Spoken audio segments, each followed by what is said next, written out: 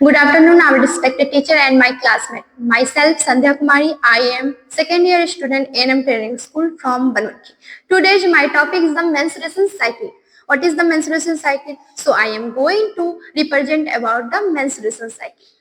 तो हम सबसे पहले देखेंगे मेंस्ट्रुएशन साइकिल होता क्या है, मेंस्ट्रुएशन क्या होता है, what is the menstruation, definition of the menstruation से हम लोग स्टार्ट करते हैं. तो also called a period, this is the monthly bleeding that occur when the uterine line is sad because pregnancy had not awkward. Means की सीधी भाषा में जानते हैं कि क्या होता है. पीरियड के नाम से भी हम मेंस्ट्रुएशन को जानते हैं, जो फीमेल में हर पर मंथ होता है, इसको पीरियड्स के नाम से जानते हैं. जब महिला प्रेग्नेंट कंसीव नहीं करती है, वो प्रेग्नेंट नहीं होती है, तो उसके जो यूट्रस का जो इंटरनल लेयर होता है, जिसको हम एंडोमेट्रियम लेयर कहते हैं, वो सेट हो जाता है थ्रू द वजाना के. उसी को हम बोलते हैं मेंस्ट्रुएशन.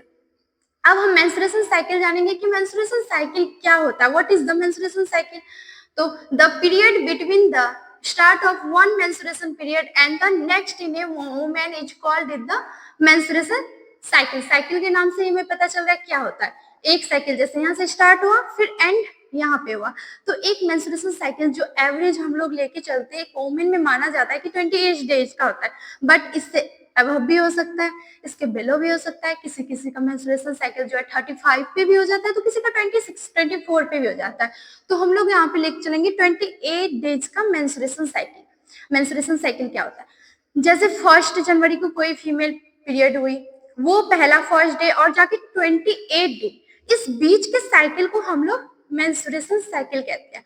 तो इस मेंस्ट्रुएशन साइकिल को डिटेल में समझने के लिए फेज है, जो फेज को 3 पार्ट्स में डिवाइड किया गया है, जिससे हम लोग को डिटेल में समझ में आएगा. फेज के अकॉर्डिंग हम लोग को समझ में आ जाएगा आपके मेंस्ट्रुएशन साइकिल में क्या होता है, जो 28 डेज का होता है, कैसे ब्लीडिंग होता है. तो ये लोग को इसको डिटेल में जानने से पहले कुछ टर्मिनोलॉजी है जो हमको जानना पहले वो जरूरी है. जैसे कि एक बेबी गर्ल है, ये एक फीमेल बेबी गर्ल है. जब इसका बर्थ हुआ तो इसमें 2 मिलियन प्राइमरी फॉलिकल थे. ये बहुत इंपॉर्टेंट है जिसको नोट करना है. कितना मिलियन प्राइमरी फॉलिकल थे? 2 मिलियन प्राइमरी फॉलिकल थे जब इसका बर्थ हुआ था, उस समय था. बट जब ये प्यूबर्टी एज को आया, प्यूबर्टी एज क्या होता है, प्यूबर्टी एज जो होता है वो 12 से 13 इयर्स ओल्ड बेबी में भी होता है. इससे अबव भी हो सकता है, किसी का 13 इयर्स में भी आ सकता है, किसी का 14 इयर्स में भी आ सकता है. तो हम लोग को एवरेज लेके चलना है कि 13 इयर्स की फीमेल गर्ल है जो जिसका प्यूबर्टी एज आ गया. अब प्यूबर्टी एज आया कैसे, जब बहुत सारे हार्मोन्स का रोल होता है प्यूबर्टी एज को इंक्रीज करने में. जब प्यूबर्टी एज आया तो हार्मोन का सिक्रेशन हुआ, जिसके वजह से ओवरी का जो फॉलिकल्स है उस पर तो वर्क करेगा ही, साथ ही साथ उसके फिजिकली एक्टिविटीज पे भी वर्क करेगा. जैसे कि मेमोरी ग्लैंड का बढ़ जाना, ब्रेस्ट का इंक्रीज हो जाना, प्यूबिक हेयर का बढ़ जाना, और फीमेल है तो उसमें स्वीट वॉइस आ जाना, हाइट ग्रोथ हो जाना. तो बहुत सारी चीजें होती है प्यूबर्टी एज में. जब ये प्यूबर्टी एज को आई, जब ये एट द बर्थ के टाइम में इसमें 2 मिलियन प्राइमरी फॉलिकल थे, बट जब ये प्यूबर्टी एज में आ गई तो इसमें कितने प्राइमरी फॉलिकल बचे? 60 to 80,000. 60 to 80,000 के अप्रोक्स इसमें प्राइमरी फॉलिकल बचे. और ये जो 2 मिलियन प्राइमरी फॉलिकल थे, ये इनमैच्योर प्राइमरी फॉलिकल थे, जो बाद में जाके ये मैच्योर बनते हैं. बट प्यूबर्टी एज तक इसमें कोई भी ग्रोथ नहीं होता है, इसमें कोई वर्क नहीं होता है. ये बेसिकली प्राइमरी फॉलिकल होते हैं, और ये बर्थ के टाइम में 2 मिलियन होते हैं, और प्यूबर्टी एज आते आते 60-80,000 हो जाते हैं. तो अब हम ये जानेंगे कि ये काम कैसे करते हैं, कैसे ग्रोथ करते हैं. तो इसमें सबसे पहले ग्लैंड हार्मोन का जो है बहुत बड़ा रोल होता है. तो एचपीओ ग्लैंड है, हाइपोथैलेमस ग्लैंड है, एचपीओ, जो कि एक हार्मोन सिक्रेट करता है, जिसको बोलते हैं जीएनआरएच, गोनाडोट्रोपिन रिलीजिंग हार्मोन. क्या बोलते हैं? गोनाडोट्रोपिन रिलीजिंग हार्मोन, जो हाइपोथैलेमस रिलीज करता है. और ये जब रिलीज करता है जीएनआरएच हार्मोन, ये क्या करता है? एक्ट करता है, एक्ट इन पिट्यूटरी ग्लैंड पे. पिट्यूटरी ग्लैंड पे ये क्या करता है? एक्ट करता है. कौन करता है? जीएनआरएच. और ये बोलता है कि भाई तुम अब हार्मोन का सिक्रेशन करो. तो वो बोलता है 2 हार्मोन का सिक्रेशन करो. पिट्यूटरी ग्लैंड को बोलता है कि 2 हार्मोन का सिक्रेशन करो, एक एलएच और एक FS. FSH. FSH is the very important hormone in the follicle growth. ये फॉलिकल ग्रोथ करने के लिए बहुत ज्यादा रिस्पॉन्सिबल होता है FSH और LHS भी। तो ये हार्मोन जब प्यूबर्टी, पहले तो हाइपोथैलेमस क्या बोला JNR को, तुम जाओ एक्ट करो प्यूबर्टी ग्लैंड पे और इसको बोलो कि तुम जाके हार्मोन रिलीज करो। दो हार्मोन रिलीज करना है, LHS और FSH। और ये हार्मोन पहले रिलीज नहीं हो रहा है, कब रिलीज हो रहा है? प्यूबर्टी एज को जब फीमेल टच करती है उस समय ही रिलीज होता है। और जब ये LH और FS रिलीज करता है तो थ्रू द ब्लड के थ्रू ये कहाँ जाता है? बॉडी में तो जाता ही जाता है, साथ में जो फीमेल का जो यूट्रस होता है उसके ओवरी में जाता है। ओवरी में इसका काम है। अब ओवरी में क्या काम है जो हम थ्रू द डायग्राम के थ्रू आप लोग को बताएंगे। जैसे ये फीमेल का ओवरी है, एक फीमेल का ओवरी है, दो ओवरी होती है यूट्रस में, तो एक ओवरी को हम लेते हैं। जैसे ये फीमेल है, ये आगे प्यूबर्टी एज में, अब क्या हुआ? हाइपोथैलेमस जो ग्लैंड था वो रिएक्ट किया, हार्मोन का सिक्रेशन करवाया पिट्यूटरी ग्लैंड से, LH और FS। तो फेज समझने से पहले हम फॉलिकल्स थोड़ा सा समझ लेते हैं ताकि आप लोग को बाद में इजीली कनेक्ट कर पाइएगा फेज में क्या क्या हो रहा है। तो ये शॉर्ट में समझाएंगे आप सभी को। जैसे कि एट द बर्थ के टाइम में प्राइमरी फॉलिकल हुआ, फिर सेकेंडरी फॉलिकल हुआ, फिर टर्चरी फॉलिकल हुआ, फिर ग्राफियन फॉलिकल हुआ, फिर मैच्योर ग्राफियन फॉलिकल हुआ। जब ये एट द बर्थ के टाइम में ये प्राइमरी फॉलिकल में कोई ग्रोथ नहीं हुआ था, प्यूबर्टी एज जैसे आई तो हार्मोन रिलीज हुआ। कौन सा हार्मोन? LH और FS। LH मतलब ल्यूटिनाइजन हार्मोन, FS मतलब फॉलिक स्टिमुलेटिंग हार्मोन। ये दो हार्मोन रिलीज हुए और ब्लड के थ्रू ओवरी में आए, और ओवरी में आने के बाद डायरेक्ट किस पे एक्ट किए? तो फॉलिकल्स पे एक्ट किए। किस पे एक्ट किए? फॉलिकल्स पे एक्ट किए। और फॉलिकल्स को क्या करने में मदद करेगा? ये ग्रोथ करने में। अभी तो ये एट द बर्थ के टाइम में और प्यूबर्टी एज आने से पहले ये क्या था? इनमैच्योर फॉलिकल था जो कुछ नहीं कर सकता था। अब इसको तो मैच्योर बनाना है। मैच्योर बनाने के लिए क्या करेगा? हार्मोन इस पे एक्ट करेगा।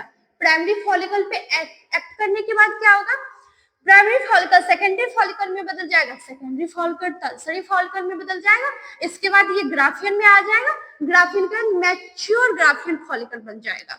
जो जैसे ये सेकेंडरी फॉलिकल में आएगा फिर टर्सरी में आएगा, टर्सरी फॉलिकल में आने के बाद ये सेकेंडरी oocyte बोलते हैं, जिसको हम सेकेंडरी फॉलिकल बोलते हैं। सेकेंडरी oocyte में ये आ जाएगा। तो इसमें क्या होता है जनरली कि एक हार्मोन रिलीज करता है और उस हार्मोन को बोलते हैं एस्ट्रोजन हार्मोन। और ये हार्मोन का बहुत वर्क होता है फेज में, क्या बोलते हैं? Estrogen hormone. तो ये बेसिकली ये शॉर्टकट में समझ लिए। अब हमको जानना है फेज। फेज किस तरीके से होता है, कैसे मेंस्ट्रुएशन साइकिल फेज के थ्रू हम लोग समझ सकते हैं 20 एज डे का मेंस्ट्रुएशन साइकिल क्या होता है। तो सबसे पहले हम देखेंगे मेंस्ट्रुएशन फेज। पहला फेज का क्या नाम है? Menstruation phase. अब मेंस्ट्रुएशन फेज में होता क्या है जनरली? इस फेज को हम बोलेंगे मेंस्ट्रुएशन फेज। मेंस्ट्रुएशन फेज जो होता है वो, जिसको पीरियड भी बोलते हैं, जो 1 से 3 डेज का भी होता है। अब डिपेंड करता है फीमेल के हेल्थ कैसा है उस पर डिपेंड करता है। वो 2 से 3 डेज का भी हो सकता है, 1 से 5 डेज का, 1 से 3 डेज का भी हो सकता है, 1 से 6 डेज का भी हो जाता है। तो हेल्थ पे डिपेंड करता है। तो जनरली 1 से 3 डेज और 4 डेज तक ये मेंस्ट्रुएशन होता है, मींस की ब्लीडिंग का फ्लो होता है थ्रू द वेजाइना। इसमें क्या होता है? ब्लीडिंग होता है। क्या होता है? ब्लीडिंग होता है। कैसे ब्लीडिंग होता है? जब क्या कहते हैं, अभी जस्ट हम आप लोग को बताएं, ओवरी में वर्क किया, फॉलिकल मैच्योर हो, और मैच्योर होने के बाद हार्मोन्स का सिक्रेशन किया। तो इस तरीके से ब्लीडिंग, जब फॉलिकल मैच्योर हो जाता है उसके बाद एंडोमेट्रियम लाइन जो है, यूट्रस में जो इंटरनल लाइन, जो एंडोमेट्रियल लाइन होता है, वो क्या होता है? फ्लो होने लगता है, सेट हो जाता है। तो उस समय क्यों होता है? एस्ट्रोजन और जो प्रोजेस्टेरोन हार्मोन होते हैं उसका लेवल बहुत ही लो हो जाता है, बहुत लो हो जाता है। और एस्ट्रोजन और प्रोजेस्टेरोन हार्मोन जो होते हैं वो मेंटेन करते हैं एंडोमेट्रियल लाइन को, जो जिसका लेवल कम होने की वजह से क्या होता है? वो विजाइना के थ्रू ब्लीडिंग हो जाती है। और किसकी हो जाती है, एंडोमेट्रियल लाइन में। तो इसमें क्या है, the level of the estrogen and the progesterone become low, जो भी जस्ट अभी आप लोग को बताया।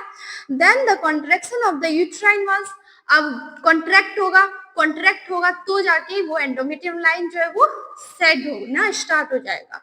Degeneration of the endometrium line, degenerate हो जाएगा, सेट हो जाएगा। उसके बाद endometrium set of the along with the secondary oocyte and the blood menstruation flow। सिर्फ एंडोमेट्रियम लेयर तो जाएगा ही, ब्लड तो जाएगा, बट उसके साथ साथ जो फॉलिकल्स जो ग्रोथ हुए थे, जो अभी आपको बताएंगे सेकेंडरी oocyte, उसके साथ साथ वो भी वेजाना के थ्रू बाहर आ जाएगा। जो ये मेंस्ट्रुएशन का पीरियड होता है 1 से 5 डेज का होता है, जिसमें एंडोमेट्रियम लेयर का सेट हो जाता है। तो फर्स्ट फेज हम समझ गए, फिर से हम इसको एक बार रिवाइज करवा देते हैं। फर्स्ट फेज में क्या होता है, बेसिकली इस फेज में बहुत नॉर्मल है, छोटी सी बात है, डायरेक्ट जानना है कि ब्लीडिंग होती है, कोई इतना कॉम्प्लिकेटेड नहीं बनाना इस चीज को। मेंस्ट्रुएशन फेज में सिर्फ ब्लीडिंग होती है। किसकी ब्लीडिंग में क्या होता है, एंडोमेट्रियम लाइन जो होता है वो सेट हो जाता है। क्यों हो जाता है, क्योंकि एस्ट्रोजन और प्रोजेस्टेरोन हार्मोन जो होता है वो एंडोमेट्रियम लाइन को मेंटेन नहीं कर पाता है, क्योंकि वो हार्मोन जो सीक्रेट है उसका लेवल बहुत लो होता है, इस वजह से वो मेंटेन नहीं कर पाता। और जब एंडोमेट्रियम लाइन को कोई मेंटेन नहीं करेगा तो वो सेट होगा, और सेट होके ब्लड के साथ वो सेट होके निकल जाता है वेजाना के थ्रू, और वो तो जाता है साथ में सेकेंडरी oocyte को भी लेके जाता है। तो फर्स्ट फेज हम लोग का कंप्लीट हो गया। अब फर्स्ट फेज में तो हम अभी यूट्राइन लाइन के बारे में तो बता दिए। यूट्राइन लाइन आप लोग को जैसे भी बताया कि यूट्राइन लाइन में वर्क क्या होता है। जब फेज पढ़ते हैं तो फेज में सिर्फ यूट्राइन लाइन में ही वर्क नहीं होता है, ओवरी साइकिल में भी वर्क होता है। जैसे यूट्राइन लाइन में एंडोमेट्रियम लाइन का वर्क होता है, उसी तरीके से ओवरियन साइकिल का भी वर्क होता है। जैसे कि हम अभी बता चुके आप लोग को फॉलिकल अभी बताया, प्राइमरी फॉलिकल, सेकेंडरी फॉलिकल। अब ये प्राइमरी फॉलिकल है, फिर ये सेकेंडरी फॉलिकल, फिर टर्सरी फॉलिकल, इस तरीके से भी हम लोग को बताया। तो ब्लीडिंग के टाइम में इसमें कोई भी ग्रोथ नहीं होता, ये प्राइमरी रहता है। जैसे ही सेकेंड फेज में हम लोग एंटर करते हैं, सेकेंड फेज में जैसे ही हम एंटर करते हैं और उसमें क्या हो जाता है, ये ग्रोथ होना स्टार्ट हो जाता है। किसका ग्रोथ होता है, प्राइमरी फॉलिकल्स का। वो जो एट द बर्थ के टाइम में इनमेच्योरिटी और प्यूबर्टी एज आने के टाइम में अब उसमें मैच्योर होगा तो उसमें ग्रोथ होना स्टार्ट हो जाता है। ये जो फेज होता है, सेकेंड फेज जो होता है, जिसको हम बोलते हैं प्रोलीफेरेटिव फेज भी बोलते हैं, जो 9 से 10 डेज का अप्रोक्स होता है। इसमें मेनली होता क्या है, फॉलिकल का ग्रोथ होने लगता है। क्या होता है इसमें, फॉलिकल का ग्रोथ होने लगता है। इसमें फॉलिकल का ग्रोथ होता है। एक चीज यहाँ पे ध्यान देना है, जब ब्लीडिंग हो रही है तो जस्ट हम बताएं कि एस्ट्रोजन और प्रोजेस्टेरोन हार्मोन का सिक्रेशन नहीं होता है। तो प्राइमरी फॉलिकल जो होती है ये इनमैच्योर होती है, जिसकी वजह से इसमें ग्रेनुलेसा सेल जो होता है वो ज्यादा मात्रा में नहीं होता है, इसके पास उतना कैपेसिटी नहीं है जो ये एक हार्मोन को सिक्रेट करे। जब ये इनमैच्योर है प्राइमरी फॉलिकल तो इसके पास ग्रेनुलेसा सेल ही नहीं है, क्योंकि ये इनमैच्योर है तो ये हार्मोन का सिक्रेशन नहीं कर पाएगी। कौन सा हार्मोन, एस्ट्रोजन हार्मोन का सिक्रेशन नहीं कर पाएगी। और याद रखना है कि अभी इस फर्स्ट फेज में हार्मोन का सिक्रेशन नहीं हो रहा, बट जैसे ही सेकेंड फेज हम एंटर करते हैं फॉलिकल का ग्रोथ होता है। कौन कर रहा है ग्रोथ, LH और FH, ये दोनों हार्मोन मिलके फॉलिकल्स का ग्रोथ कर रहे हैं। जैसे ये फॉलिकल्स का ग्रोथ होता है तो primary follicle convert into secondary follicle, secondary follicle convert into tertiary follicle, और tertiary follicle convert in the Graafian follicle. इस तरीके से ये कन्वर्ट होते जाता है और मैच्योर हो जाता है। कि फीमेल थी, इसमें फर्स्ट पीरियड आया, ठीक, तो इसमें जो यूट्रस वॉल में जितना भी एंडोमेट्रियम लेयर था वो क्या हो गया, शट डाउन होके गिर गया, शट डाउन हो गया, चले गया वेजाना के थ्रू। ये जितना भी है ये यूट्रस है, और यूट्रस के इंटरनल लेयर जो होता है एंडोमेट्रियम लेयर जिसको कहते हैं, ये सेट होने लगा, सेट होके थ्रू द वेजाना के थ्रू सारा निकल गया। अब तो यहाँ पे कुछ भी नहीं है, अब क्या होगा, और जब तक एंडोमेट्रियम लेयर नहीं होगा तो इम्प्लांट नहीं होगा। अब मान लेते ये एक फीमेल थी, इसमें ब्लीडिंग हुआ, पीरियड आया, अब इसमें तो एंडोमेट्रियम लेयर है नहीं। अब क्या करना है, एंडोमेट्रियम लेयर को फिर से रीजनरेट करना है, फिर से बनाना है। क्यों बनाना है? इम्प्लांट करने के लिए बनाना है। तो मेंस्ट्रुएशन फेज में तो सारा एंडोमेट्रियम लेयर का शेडिंग हो गया, तो नेक्स्ट फेज में जो होगा एंडोमेट्रियम लेयर का बनना स्टार्ट होगा, वो माइटोसिस के द्वारा वो बनेगा। तो फिर से रीजनरेट करने के लिए, क्योंकि फीमेल को तो प्रेगनेंसी भी कंसीव करना है, प्रेगनेंसी कंसीव करने के लिए इम्प्लांट होना बहुत जरूरी है, और इम्प्लांट होने के लिए एंडोमेट्रियम लेयर होना बहुत जरूरी है। तो हम सेकेंड फेज में पढ़ेंगे कि फॉलिकल्स का ग्रोथ कैसे होता है। जैसे कि हम लोग जानते हैं कि प्राइमरी फॉलिकल्स में ब्लीडिंग के टाइम में प्राइमरी फॉलिकल्स जो था इमेच्योर था, इसमें कोई भी हार्मोन्स रिलीज नहीं हुआ। लेकिन सेकेंड फेज में हार्मोन्स का रिलीज होगा। क्यों होगा? क्योंकि ये जो फॉलिकल्स है ये ग्रोथ होगा। और ग्रोथ कैसे होगा? फिर से हाइपोथैलेमस ग्लैंड जो थे, HPO, ये क्या क्या सिक्रेट किया था, पिट्यूटरी ग्लैंड पे एक्ट किया था, GnR सिक्रेट किया, उसके बाद पिट्यूटरी ग्लैंड पे एक्ट किया और LH और FH हार्मोन को रिलीज किया। और LH और FH हार्मोन क्या कर रहा है? प्राइमरी फॉलिकल पे जाके वर्क कर रहा है। क्यों कर रहा है? मैच्योर करने के लिए वर्क कर रहा है। मैच्योर होगा तो इसमें ग्रेनुलेसा सेल जो है वो क्या होगा? इंक्रीज होगा। और जब ग्रेनुलेसा सेल, जैसे कि प्राइमरी फॉलिकल के पास ग्रेनुलेसा सेल नहीं था क्योंकि प्राइमरी फॉलिकल इमेच्योर था, बट सेकेंडरी फेज में हम जैसे ही एंटर करते हैं फॉलिकल्स का डेवलप होना शुरू हो जाता है। और डेवलप होता है तो उसके पास ग्रेनुलेशन सेल भी बहुत ज्यादा अमाउंट में होने लगता है।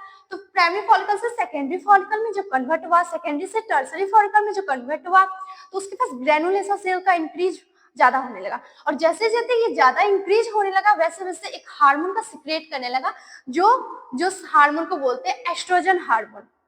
ग्रेनुलेसा सेल से हो रहा है। पहले ये हार्मोन क्यों नहीं सिक्रेट हुआ?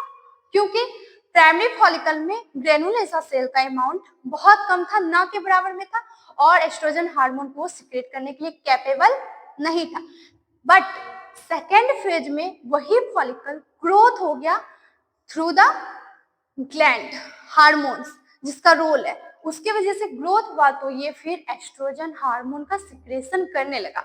अब एस्ट्रोजन हार्मोन सिक्रेट करने लगे और ये एस्ट्रोजन हार्मोन रिस्पॉन्स होता है फॉलिकल्स के लिए भी होता है और एंडोमेट्रियम लेयर को मेंटेन करने के लिए होता है। जब एंडोमेट्रियम लेयर को मेंटेन करने के लिए एस्ट्रोजन हार्मोन है तो ये अभी FSH और LHS दोनों हार्मोन रिलीज हो रहा है, बट धीरे धीरे ये कम अमाउंट में रिलीज होने लगता है। क्यों होता है? यहाँ पे एक मैकेनिज्म काम करता है जो कि हम लोग पढ़े भी होंगे, नेगेटिव मैकेनिज्म, पॉजिटिव मैकेनिज्म। ये फीडबैक देता है। कैसे देता है?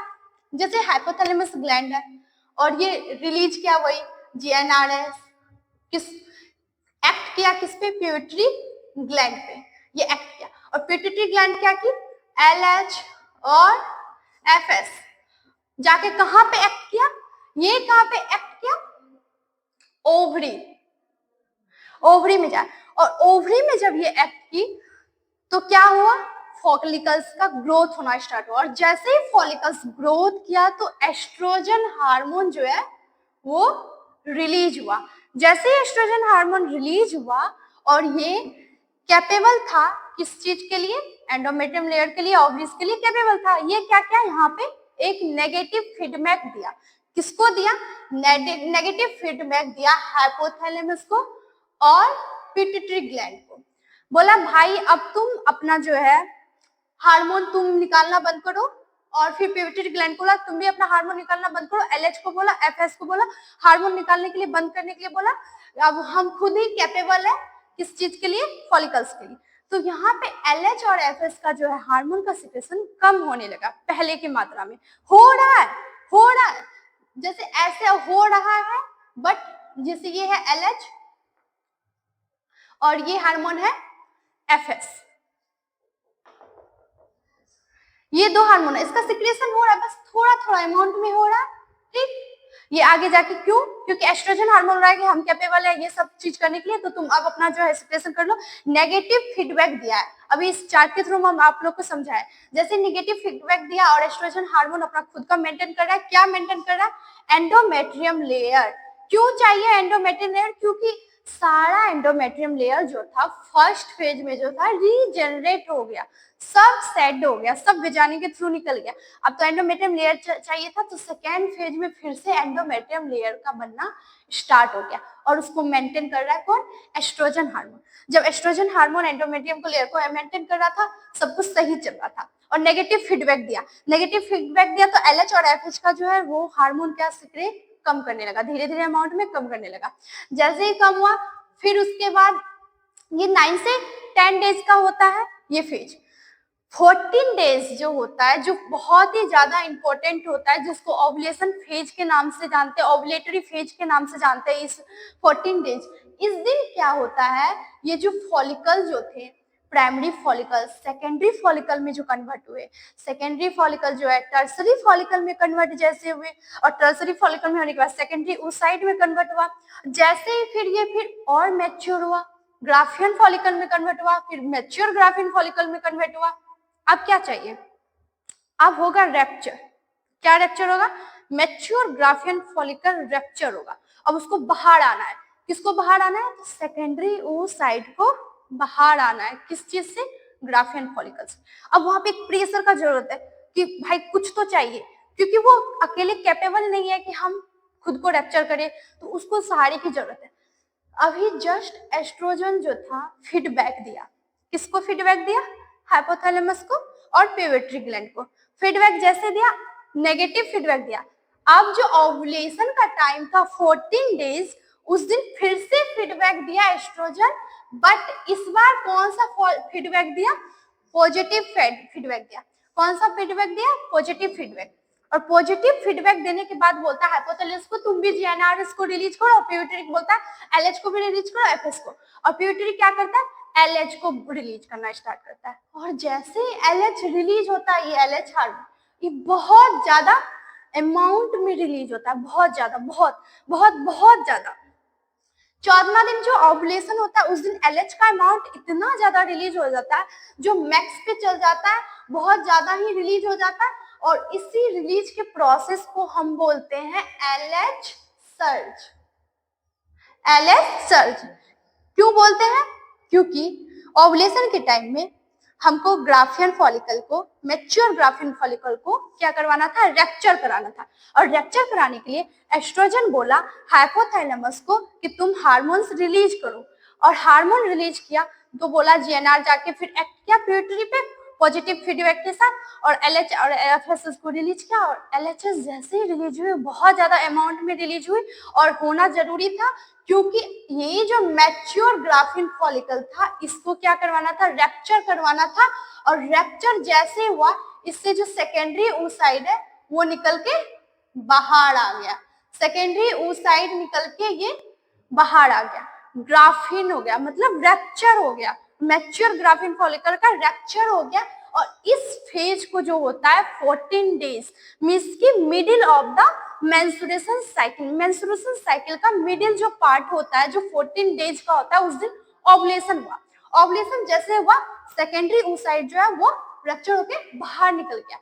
क्यों निकला? क्योंकि एस्ट्रोजन फीडबैक दिया पॉजिटिव, और एलएच का लेवल बहुत इंक्रीज हो गया। और जैसे ही इंक्रीज हुआ और वो रैप्चर हो गया, और उसी एलएच के प्रोसेस को जो इंक्रीज हुआ उसको बोलते हैं एलएच सर्ज। और यहाँ पे ओव्यूलेशन हुआ, और इस फेज को हम एक पर्सनल फेज भी बोला जाता है, जिसको बोलते हैं ओव्यूलेटरी फेज। ओव्यूलेशन किसको कहते हैं? जैसे कि हम बता दिया, ओव्यूलेशन का एक सिंपल सा डिफिनेशन है, release the oocyte from the mature Graafian follicle. Means की सीधी भाषा में जानेंगे, ओव्यूलेशन का मतलब क्या होता है? रिलीज होता है सेकेंडरी oocyte। कहां से रिलीज हो रहा है? मैच्योर ग्राफियन फॉलिकल रिलीज कर दिया, सेकेंडरी oocyte में वो आ गया। अब क्या होता है?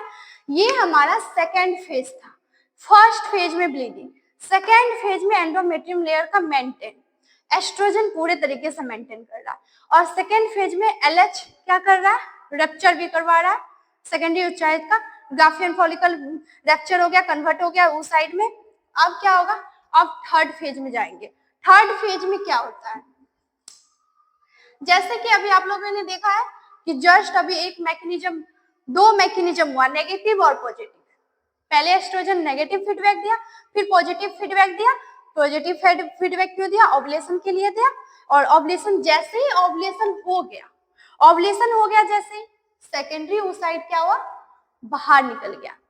अब ये बाहर निकल गया, यहाँ पे दो कंडीशन है, ये निकल गया जाके फॉलोपियन ट्यूब में चले गया, सेकेंडरी oocyte फॉलोपियन ट्यूब में चले गया, तो बच गया क्या, कार्पस में, कार्पस बच गया। जो जैसे ही हम थर्ड फेज में आते हैं, और थर्ड फेज जो होता है 14 डेज का होता है, जिसको हम सिक्रेटरी फेज भी बोलते हैं। यहाँ पे जो कार्पस बचा हुआ था, ये जो ग्राफियन फॉलिकल था, वो कन्वर्ट हो गया कार्पस में, कार्पस में कन्वर्ट हो गया। देन ये फिर से कन्वर्ट हो गया किसमें, मैच्योर कार्पस में, ल्यूटियन कार्पस जिसको बोलते हैं। ये पहले कार्पस था, फिर उसके बाद मैच्योर कार्पस हो गया, जिसको हम कार्पस ल्यूटियम बोलते हैं। क्या बोलते हैं, कार्पस ल्यूटियम बोलते हैं। जो ये जाके पहले ये कार्पस था, फिर मैच्योर हो गया, तो इसको हम कार्पस ल्यूटियम बोलते हैं। अब कार्पस ल्यूटियम का यहाँ पे बहुत ज्यादा इंपॉर्टेंट रोल है। क्या रोल है ये अभी हम बताते हैं। जैसे सेकेंडरी oocyte का रिलीज हो गया, ये चले गया फॉलोपियन ट्यूब में, इससे अभी हमको मतलब नहीं है, अभी हम सेकेंडरी फेज में कार्पस के बारे में पढ़ेंगे। ओवुलेशन हो गया, ओवुलेशन में जो ग्राफियन फॉलिकल जो रैप्चर हुआ था, ग्राफियन फॉलिकल कन्वर्ट हो गया, किसमें कन्वर्ट हो गया, कार्पस में, कार्पस मैच्योर कार्पस में कन्वर्ट हो गया, जिसको हम बोलते हैं, क्या बोलते हैं, कार्पस ल्यूटियम। और कार्पस ल्यूटियम क्या किया, एक हार्मोन वो खुद से सिक्रेट किया, जो एस्ट्रोजन हार्मोन तो सिक्रेट हो ही रहा था ना, उसके साथ साथ प्रोजेस्टेरोन हार्मोन। कार्पस ल्यूटियम क्या कर रहा है, हार्मोन का सिक्रेशन कर रहा है, एस्ट्रोजन हार्मोन और प्रोजेस्टेरोन। एस्ट्रोजन हार्मोन तो आ रहा था, लेकिन प्रोजेस्टेरोन हार्मोन का ज्यादा अमाउंट में सिक्रेट कर रहा है अभी। और प्रोजेस्टेरोन हार्मोन का मेनली वर्क क्या होता है, ये क्या ज्यादातर एंडोमेट्रियम लेयर जो है, ये लेयर जो रिजेनरेट हो जाती है, कब हो जाती है, ब्लीडिंग के टाइम में, मतलब फर्स्ट फेज में, उसको मेंटेन बनाने के लिए प्रोजेस्टेरोन हार्मोन का बहुत ज्यादा रोल होता है। ये क्या करता है प्रोजेस्टेरोन हार्मोन, यूट्राइन लाइन का जो इंटरनल लेयर जो होता है, जिसको हम एंडोमेट्रियम लेयर कहते हैं, उसको ये मेंटेन करता है। क्या करता है, इसको मेंटेन करता है, इसको मेंटेन करके रखता है। और जब प्रोजेस्टेरोन ज्यादा मात्रा में आए जा रहा है, तो एंडोमेट्रियम लेयर को किसी का जरूरत, अब दूसरे हार्मोन का जरूरत नहीं है। ऑलरेडी प्रोजेस्टेरोन हार्मोन आ रहा है, और कुछ कुछ अमाउंट में एस्ट्रोजन हार्मोन आ रहा है, तो एलएच का जो लेवल बहुत बढ़ गया था, मैक्स पे चले गया था, बहुत ज्यादा लेवल बढ़ गया था एलएच हार्मोन का, जो ओवुलेशन करवा दिया। अब क्या है, अब फिर से मैकेनिज्म स्टार्ट होता है, कौन सा, फिर से वही मैकेनिज्म। अभी पॉजिटिव फीडबैक दिया, एस्ट्रोजन बोला था ओवुलेशन के टाइम में एलएच का लेवल बढ़ा दो, अब फिर से क्या कर रहा है, ये प्रोजेस्टेरोन हार्मोन जो है, ये नेगेटिव फीडबैक देता है, किसको देता है, फिर से एचपीओ, और फिर से वही प्रोसेस स्टार्ट हो रहा है। हम याद रखना कि ये सारा चीज हम किस फेज में पढ़ रहे हैं, सेकेंडरी फेज में पढ़ रहे हैं, जो थर्ड फेज है मेंस्ट्रुएशन साइकिल का। ये सब हम कार्पस के बारे में जो भी पढ़ रहे हैं, वो थर्ड फेज में पढ़ रहे हैं, इतना रिमेम्बर रखना इस चीज को है। तो जैसे ही प्रोजेस्टेरोन हार्मोन है, that is capable for the endometrium layer को मेंटेन करने के लिए ये कैपेबल है। तो ये बोल रहा है, जब हम कैपेबल है, हम सारा काम करने के लिए तैयार ही है, तो हमको दूसरे का जरूरत है नहीं। तो ये फिर से नेगेटिव फीडबैक देता है, हाइपोथैलेमस को बोलता है, भाई तुम रिलीज करना बंद कर दो। क्या रिलीज करना बंद कर दो, जीएनआर रिलीज करना बंद कर दो। जीएनआर रिलीज बंद होगा तो वो एक्ट ही नहीं करेगा पिट्यूटरी ग्लैंड पे, और उसको भी बोलता है जाके पिट्यूटरी ग्लैंड को, तुम एलएच और एफएस हार्मोन को रिलीज करना बंद कर दो, क्योंकि हम को तुम्हारा जरूरत है नहीं, क्योंकि हम कैपेबल है किस चीज के लिए, एंडोमेट्रियम लेयर को मेंटेन करने के लिए, प्रेगनेंसी को मेंटेन करने के लिए हम कैपेबल है। कौन कैपेबल है, प्रोजेस्टेरोन हार्मोन। और प्रोजेस्टेरोन हार्मोन कहां से आ रहा है, कार्पस ल्यूटियम, जो मैच्योर कार्पस है उससे आ रहा है प्रोजेस्टेरोन हार्मोन। अब ये तो नेगेटिव फीडबैक दे दिया, और एलएच जो है वो बंद कर दिया, एलएच और एफएस का हार्मोन का सिक्रेशन नहीं हो रहा है, क्योंकि नेगेटिव फीडबैक दे दिया। यहाँ पे एक कंडीशन है, वो कंडीशन ये है कि जैसे ही प्रोजेस्टेरोन हार्मोन आता है, ये हम थर्ड फेज में पढ़ते हैं, जहाँ पे हमारा एंडोमेट्रियम लेयर पूरे अच्छे तरीके से फले फूल रहा है, मेंटेन कर रहा है। अगर जैसे हम सेकेंडरी oocyte था, यहाँ पे ओवुलेशन हुआ, ओवुलेशन होके सेकेंडरी oocyte कहाँ गया, फॉलोपियन ट्यूब में गया। अब तो फीमेल तो होती ही है, वो वेट कर रही है, किसका वेट कर रही है, कि स्पर्म का वेट कर रही है। क्यों? क्योंकि ये ओवा है, इसको स्पर्म चाहिए फर्टिलाइज करवाने के लिए। अब फर्टिलाइज तो तभी होगा जब तक स्पर्म नहीं आएगा। बाकी का ये 40 डेज से बिफोर तो इतना सारा प्रोसेस हो रहा था। देन 40 डेज के आफ्टर क्या होगा? वेट कर रही है किस चीज के लिए? कंसीव करने के लिए, फर्टिलाइज के लिए। तो 40 डेज के लिए जब ओवुलेशन हुआ, ओवा बाहर आया, फ्लॉपिंग ट्यूब में गया, तो वहां पे वो वेट करती है 24 आवर तक तो वेट करती है मैक्सिमम, ज्यादा से ज्यादा बहुत जगह 48 भी आवर हो जाता है, बट 28 आवर तक ओवा जो होती है वो पूरी तरीके से वेट करती है स्पर्म। जब विदाउट प्रोटेक्शन का जब सेक्स करता है, कोई भी मेल फीमेल आपस में फिजिकल रिलेशनशिप बनाते हैं, तो उस दरमियान में जो है मेल का स्पर्म फीमेल के यूट्रस में एंटर करता है, जो फ्लॉपिंग ट्यूब में जाता है, वहां पे फर्टिलाइज होता है। अब फर्टिलाइज हो गया तो क्या होगा? एंडोमेट्रियम लेयर मेंटेन होना चाहिए। मेंटेन करने के लिए प्रोजेस्टेरोन हार्मोन है, बट यहाँ पे एलएच जो हार्मोन था इसका तो सिक्रेशन बंद हो गया, क्योंकि ये प्रोजेस्टेरोन खुद में कैपेबल था, बोला हमको नहीं चाहिए किसी का जरूरत, हम कैपेबल है, तो ये तो सिक्रेशन करवाना ही बंद करवा दिया। किसके थ्रू? नेगेटिव मैकेनिज्म फीडबैक देके बंद करवा दिया, ग्लैंड को बोल दिया नहीं चाहिए, तो ये तो बंद करवा दिया। अब एलएच तो आएगा नहीं, एलएच नहीं आएगा तो फिर कार्पस ल्यूटियम जो था, मैच्योर कार्पियस ल्यूटियम, ये भी तो डीजेनरेट होगा ना। डीजेनरेट क्यों होगा? क्योंकि यहाँ पे ना तो एलएच आ रहा है ना एफएच आ रहा है, जो इसको थोड़ा सा भी मेंटेन करेगा, नहीं करेगा यहाँ पे। और ये जरूरी नहीं है कि प्रेगनेंसी हो या प्रेगनेंसी नहीं हो, प्रेगनेंसी हो या नहीं हो फिर भी एलएच बंद ही रहेगा, एलएच नहीं होगा रिलीज। प्रेगनेंसी हो रहा है फिर भी एलएच नहीं आएगा, और प्रेगनेंसी कंसीव नहीं हो रहा है फिर भी एलएच का सिक्रेशन नहीं होगा। क्यों? क्योंकि ये नेगेटिव फीडबैक दे दिया, तो एलएच तो अब आना बंद कर दिया। ठीक, अब प्रेगनेंसी के लिए प्रोजेस्टेरोन हार्मोन चाहिए कंसीव करने के लिए। अब प्रोजेस्टेरोन हार्मोन कार्पस से आ रहा था, अब कार्पस भी धीरे धीरे डीजेनरेट होने लगा। अब कार्पस डीजेनरेट धीरे धीरे होने लगा, क्योंकि कितना दिन तक ये भी काम करेगा, तो अब एंडोमेट्रियम लेयर को मेंटेन कौन करेगा? क्योंकि एलएच भी नहीं आ रहा है, एफएस भी नहीं आ रहा है, एस्ट्रोजन भी नहीं आ रहा है, प्रोजेस्टेरोन भी धीरे धीरे डीजेनरेट हो रहा है। अब कौन करेगा एंडोमेट्रियम लेयर को? और ये कब तक करना है? वो तब तक करना है जब तक फीमेल जो है प्रेगनेंसी के लिए इंपॉर्टेंट है। बाद में तो ये ब्लीडिंग के थ्रू निकल जाएगा, उतना दिन तक तो मेंटेन नहीं कर रहा है, लेकिन महिला जब कंसीव कर रही है फीमेल प्रेगनेंसी को, तो उस समय तो प्रोजेस्टेरोन हार्मोन है। अब प्रोजेस्टेरोन हार्मोन खुद ही धीरे धीरे अमाउंट में कम आने लग गया, तो ये क्या क्या एंडोमेट्रियम लेयर क्या किया? एक हार्मोन सिक्रेट किया, और उस हार्मोन को बोलते हैं, कौन कर रहा है? एंडोमेट्रियम लेयर से आ रहा है वो हार्मोन, जिसको हम बोलते हैं glycogen. Glycogen granule, glycogen granule hormone. Glycogen से समझ में आ रहा है कि ग्लाइकोजन मतलब न्यूट्रिएंट्स, और ये क्या कर रहा है? एंडोमेट्रियल लेयर को मेंटेन कर रहा है, किसके लिए? फीटस के लिए।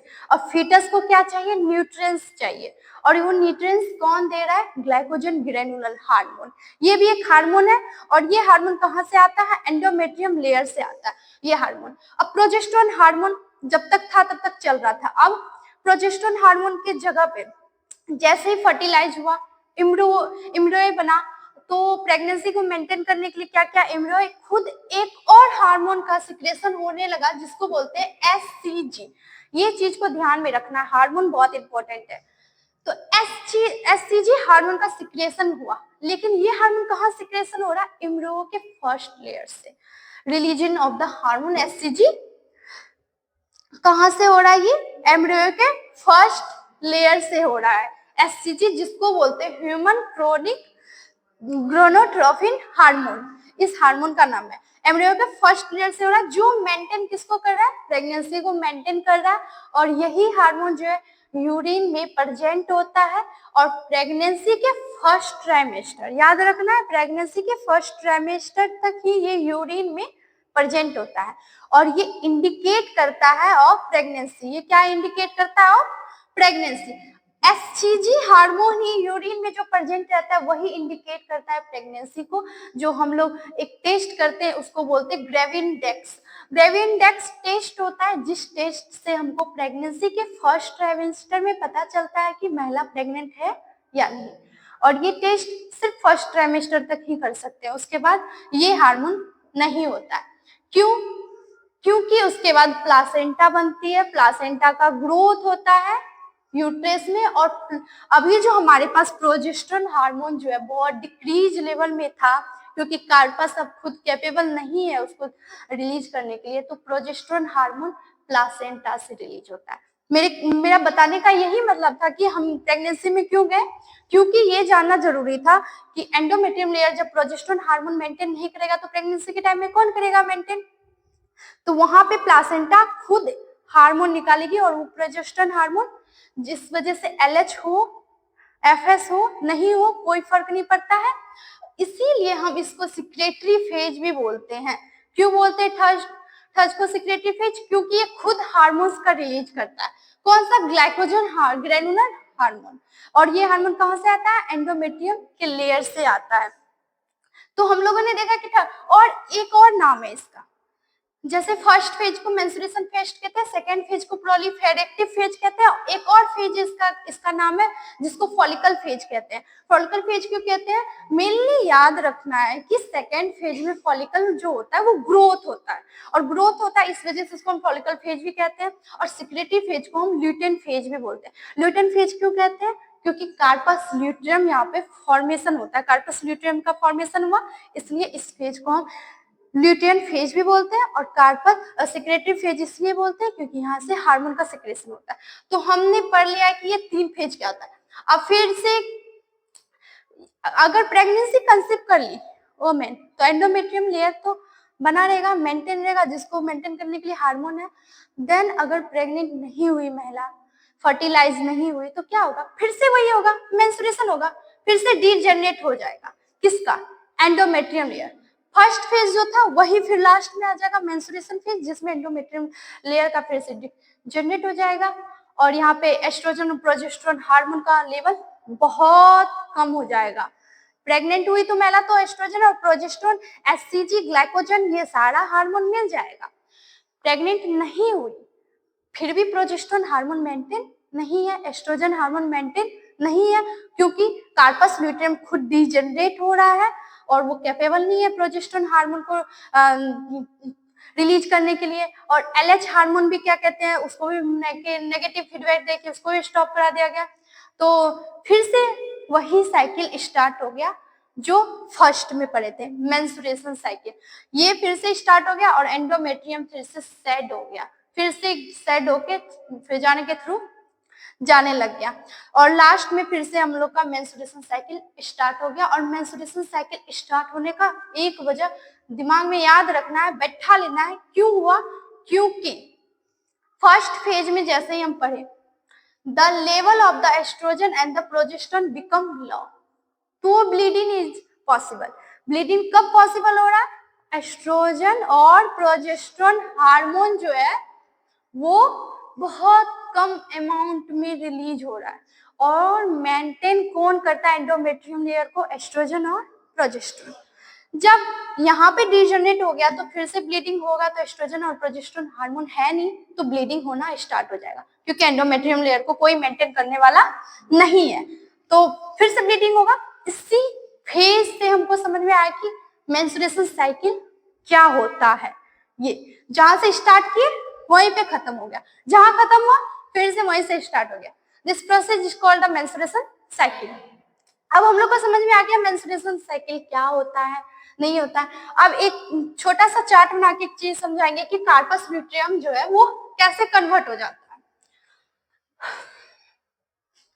जैसे ये कार्पस है, पहले ओव्यूलेशन हुआ, फिर कार्पस में कन्वर्ट हुआ, ये अभी रेडिश टाइप का होगा। किस टाइप का होगा? रेडिश।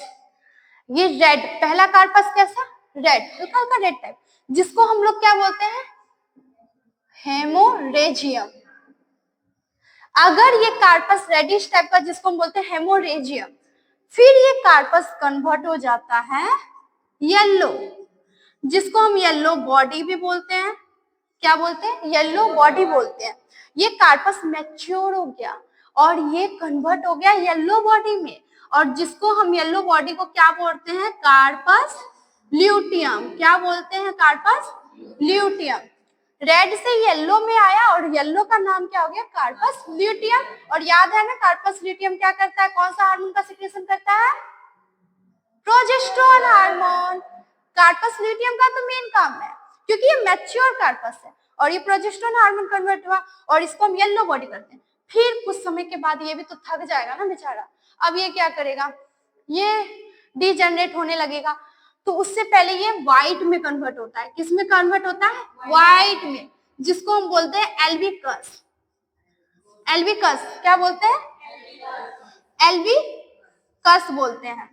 व्हाइट में कन्वर्ट जैसे हो गया और उस व्हाइट को बोलते हैं एल्बिकस, और व्हाइट में आने के बाद फिर धीरे धीरे डिजेनरेट हो गया और डिजेनरेट हो गया तो फिर ये कार्पस ऐसे ही डिजेनरेट हो गया, खत्म हो गया। तो हम मेनली ये देखना था हम लोग को मेंस्ट्रुएशन का फेज क्या है, कार्पस ल्यूटियम के बारे में बताना था ताकि पता चले कि कार्पस गया तो गया कहाँ, क्या हो गया। वो पहले ये रेडिश टाइप में था, फिर मैच्योर हो गया, येलो में आ गया, फिर वो व्हाइट में कन्वर्ट हो गया और व्हाइट में आने के बाद वो डिजेनरेट हो गया, खत्म हो गया, अब उसका कोई काम नहीं है। तो हम जानेंगे टर्म्स के बारे में, जैसे कि हम पहले ही बताने वाले थे बट कोई नहीं अभी बता देते। कुछ टर्म्स होते हैं, टर्मोलॉजी होते हैं। जैसे हम बताए थे एक लड़की थी, फीमेल थी, ठीक, सब ध्यान से देखना है अभी। इसका बर्थ हुआ, इसमें 2 मिलियन फॉलिकल्स, प्राइमरी फॉलिकल्स थे जो इनमेच्योर थे। फिर ये जो प्यूबर्टी एज में आई तो इसमें 6 से 80,000 के अप्रोक्स प्राइमरी फॉलिकल थे जो ग्रोथ होके मैच्योर हो गए। तो उसमें जो इसका पहला प्यूबर्टी में जो इसका पहला पीरियड आया दैट इज कॉल्ड मिनार्च। मीन्स कि इस लड़की जो ये फीमेल थी और फीमेल का जो पहला पीरियड्स होता है, जो मेंस्ट्रुएशन साइकिल होता है दैट इज कॉल्ड द मिनार्च। क्या बोलते हैं हम लोग, मिनार्च बोलते हैं। And the last period of the in female means कि लास्ट पीरियड जो मेंस्ट्रुएशन साइकिल होता है फीमेल में उसको बोलते हैं मेनोपोज। पहले तो हो गया मिनार्च और सेकेंड लास्ट वाला क्या हो गया, मेनोपोज। दो टर्मिनोलॉजी अभी हम जाने, first period in the female is called the menarche and the last period is in the female is called menopause. अब पहला पीरियड तो डिपेंड करता है प्यूबर्टी कब आया है, उस दरमियान में जब हार्मोन्स का रिलीजन हुआ तो बहुत सारे हार्मोन का रिलीजन होने की वजह से फॉलिकल ग्रोथ हुआ, फिर क्या कहते हैं फॉलिकल ग्रोथ होने की वजह से बहुत सारा मैच्योर ग्राफियन फॉलिकल में कन्वर्ट हुआ और मैच्योर ग्राफियन कन्वर्ट होने की वजह से उसमें क्या हुआ, ब्लीडिंग हुआ, और जो ब्लीडिंग को हम क्या बोलते हैं, मेंस्ट्रुएशन बोलते हैं। और मेंस्ट्रुएशन साइकिल जो फर्स्ट टाइम प्यूबर्टी एज में आता है फीमेल में उसको मिनार्च बोलते हैं and the last period in the female में मेनोपोज बोलते हैं। तो इसका एक करेक्ट एज एरिया होता है, जैसे कि मिनार्च में प्यूबर्टी एज होता है 13-14, इससे अबव भी हो सकता है, एवरेज 13 लेके चलते हैं। तो मेनोपोज का भी एक डेट होता है, कब आएगा मेनोपोज, मतलब मेंस्ट्रुएशन साइकिल ओवरऑल पूरी लाइफ में कितने टाइम तक चलेगा।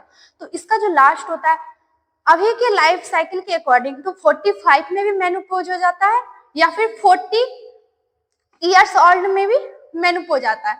बट एनसीईआरटी के थ्रू 50 इयर्स ओल्ड फीमेल या फिर 55 इयर्स ओल्ड फीमेल में भी मेनोपोज आता है। बट लाइफ स्टाइल की वजह से अभी मेनोपोज जल्दी आने का संभावना होता है क्योंकि बहुत सारे पॉल्यूशन होते हैं, ये सब वजह से मेनोपोज जल्दी आता है। तो याद रखना मेनोपोज किसको कहते हैं, last period in the female, और first period in the female is called menarche. ये दो टर्म थे, दो टर्म और है जिसको बोलते हैं डिसमेनोरिया। डिसमेनोरिया इसमें क्या होता है, पेनफुल होता है, पीरियड्स होते हैं जिसमें पेनफुल होता है, पेनफुल ब्लीडिंग के समय में जो पेनफुल होता है उस टर्म को हम क्या बोलते हैं, डिसमेनोरिया। और एक टर्म्स होता है जिसको हम बोलते हैं एमेनोरिया। एमेनोरिया क्या होता है, अब्सेंट इन के पीरियड के टाइम में क्या होता है, ब्लीडिंग अब्सेंट होता है, ब्लीडिंग का अब्सेंट होना क्या हो जाता है, एमेनोरिया। ये याद रखना है, 4 टर्मिनोलॉजी बताए। अब हम चलते हैं sign and symptoms in female in the menstruation cycle. क्या होता है जब मेंस्ट्रुएशन साइकिल होता है तो फीमेल में कुछ साइन और सिम्टम्स होते हैं। तो पहला साइन तो विजुअली जिसको हम देख सकते हैं वो होता है ब्लीडिंग, और ब्लीडिंग होता है फर्स्ट फेज में होता है। एक साइन हो गया कि थ्रू द वेजाना के थ्रू जो ब्लीडिंग होता है, ये एक साइन है, किस चीज का साइन है, मेंस्ट्रुएशन साइकिल का है। और फिर बहुत सारे सिम्टम्स होते हैं जो फील करते हैं, जैसे कि पीरियड के टाइम में क्रैम्प्स होना होता है, और पेन होता है, बैक पेन होता है, लोअर एब्डोमेन पेन होता है, बहुत मूड स्विंग्स होता है, बहुत सारा कंडीशन होता है, एंग्री हो जाता है। तो इस तरीके का ये सब साइन और सिम्टम्स होता है। कब होता है? लास्ट मीन्स की मेंस्ट्रुएशन साइकिल में होता है। तो ओवरऑल मेरे कहने का यही मतलब था कि मेंस्ट्रुएशन साइकिल होता कैसे है, जिसको डिटेल में फेज के माध्यम से हम लोगों ने जाना है, स्टडी किया है। पहले तो हम देख लिए मेंस्ट्रुएशन क्या होता है, जो एक सटीक डिफिनेशन के थ्रू हम आप लोग को बता चुके हैं। मेंस्ट्रुएशन क्या होता है? मेंस्ट्रुएशन वो होता है जिसमें ब्लीडिंग होता है, और ब्लीडिंग कैसे होता है ये भी हम बता चुके हैं। एस्ट्रोजन प्रोजेस्टेरोन हार्मोन लेवल का जो होता है वो डिक्रीज हो जाता है, कम अमाउंट में होता है। इस वजह से एंडोमेट्रियम लेयर जो होता है वो सेट हो जाता है। और सेट होता है तो सिर्फ ब्लड तो आता है, लेकिन उसके साथ साथ याद रखना है सेकेंडरी oocyte भी आता है। और सेकेंडरी oocyte कब आता है? ओव्यूलेशन के टाइम में मैच्योर ग्राफ्टिंग फॉलिकल से रैप्चर होकर निकल जाता है, तो वो ब्लीडिंग के टाइम में निकल जाता है। उससे पहले वो वेट करता है 14 डेज। सेकेंडरी oocyte वेट करता है 14 days middle of the menstruation cycle के आफ्टर। बिफोर तो ये एंडोमेट्रियम लेयर बनता है, ब्लीडिंग होता है, उसके बाद जो रेस्ट 14 डेज बचता है, उसके बाद एंडोमेट्रियम लेयर मेंटेन रहता है, और सेकेंडरी oocyte जो है फॉलोपियन ट्यूब में वेट करता है फर्टिलाइजेशन होने के लिए। जब फर्टिलाइजेशन नहीं होता है तो ये फिर से अगेन ये क्या हो जाता है? ब्लीडिंग हो जाता है, और एंडोमेट्रियम लेयर के साथ साथ सेकेंडरी oocyte का भी डिस्ट्रॉय हो जाता है थ्रू द वेजाइना के थ्रू। ये सब हो जाता है। हम लोग फर्स्ट फेज में ये पढ़ लिए, एस्ट्रोजन प्रोजेस्टेरोन लेवल का कम हो जाता है। एक मैकेनिज्म की तरह हम पढ़े, इसमें कॉन्ट्रैक्शन होता है, इसीलिए पीरियड्स में पेन होता है। मेनली याद रखना पेन क्यों होता है? जब इंटरनल यूट्राइन लाइन जो होता है उसमें कॉन्ट्रैक्ट्स बहुत होता है, इस वजह से हम लोग का पेन होता है, दर्द होगा तो मूड स्विंग होगा ही। तो ये सब साइन और सिम्टम। सेकेंड फेज में भी हम लोग पढ़ लिए प्रोलिफेरेटिव फेज, जिसमें एंडोमेट्रियम लेयर मेंटेन होता है, उसके साथ साथ जो होता है फॉलिकल्स का ग्रोथ होता है। मेनली ये जानना है, फर्स्ट फेज में ब्लीडिंग हुआ, सिंपल वे में, इसको इजी वे में समझते हैं। फर्स्ट फेज में ब्लीडिंग, सेकेंड फेज में फॉलिकल्स का ग्रोथ, और सेकेंड फेज में जो 14 डेज होता है लास्ट सेकेंड फेज का, ओव्यूलेशन। याद रखना ओव्यूलेशन कब होता है? 14 डेज में। ओव्यूलेशन क्यों होता है? एलएच हार्मोन का लेवल बहुत इंक्रीज हो जाता है, ओव्यूलेशन होता है। तो बस ये याद रखना, सेकेंड फेज में हार्मोन का भी सिक्रेशन होता है, फॉलिकल ग्रोथ किया, एस्ट्रोजन हार्मोन का सिक्रेशन हुआ, एंडोमेट्रियम लेयर मेंटेन हुआ, एलएच का सिक्रेशन ज्यादा हुआ, ओव्यूलेशन हुआ। ज्यादातर हम देख रहे हैं कि सेकेंड फेज में ज्यादा वर्क हो रहा है, इसलिए इतना चीज याद रखा है। थर्ड फेज में क्या हुआ? ओव्यूलेशन होने के बाद कार्पस का फॉर्मेशन हुआ। कार्पस का फॉर्मेशन कैसे हुआ? सेकेंडरी oocyte का रिलीज हो गया, अब कार्पस ल्यूटियम का क्या हो गया? कार्पस ल्यूटियम का फॉर्मेशन हुआ। कैसे हुआ? ग्राफिन फॉर्म कर is convert into corpus luteum convert हो गया। और कार्पस ल्यूटियम जो है पहले कार्पस था, फिर उसके बाद मैच्योर हुआ। मैच्योर कार्पेलेशन को येलो बॉडी कहते हैं, और येलो बॉडी क्या करता है? हार्मोन का सिक्रेशन करता है। थर्ड फेज को सिक्रेटिव फेज भी कहते हैं, और क्या ल्यूटियन फेज भी बोलते हैं। ल्यूटियन फेज बोलने का ये मतलब है क्योंकि कार्पस ल्यूटियम का क्या होता है? स्राव होता है, जिसकी वजह से कार्पस ल्यूटियम से स्राव होता है हार्मोन्स का, जो हार्मोन को बोलते हैं प्रोजेस्टेरोन हार्मोन, एस्ट्रोजन हार्मोन। इसी वजह से हम इसको सिक्रेटरी फेज भी बोलते हैं। इसमें एंडोमेट्रियम लेयर से जो है एक और हार्मोन का सिक्रेशन होता है, ग्लाइकोजन ग्रेनुलर सेल हार्मोन, इसका भी सिक्रेशन होता है, तो इसलिए इसको सिक्रेटिव फेज बोलते हैं। और कार्पस क्या कहते हैं? ल्यूटियन फेज इसलिए बोलते हैं क्योंकि कार्पस ल्यूटियम का फॉर्मेशन होता है। तो ये हम समझ गए थर्ड फेज में क्या हो रहा है? एंडोमेट्रियम लेयर को मेंटेन कर रहा है। अगेन उसके बाद फिर से ब्लीडिंग होना स्टार्ट हो रहा है, फिर से मेंस्ट्रुएशन साइकिल का स्टार्ट हो जाए। तो ओवरऑल हमको समझ में आ चुका होगा। आई होप कि आप लोग अच्छे से समझ चुके होंगे ये मेंस्ट्रुएशन साइकिल क्या होता है। इसके लिए थैंक यू।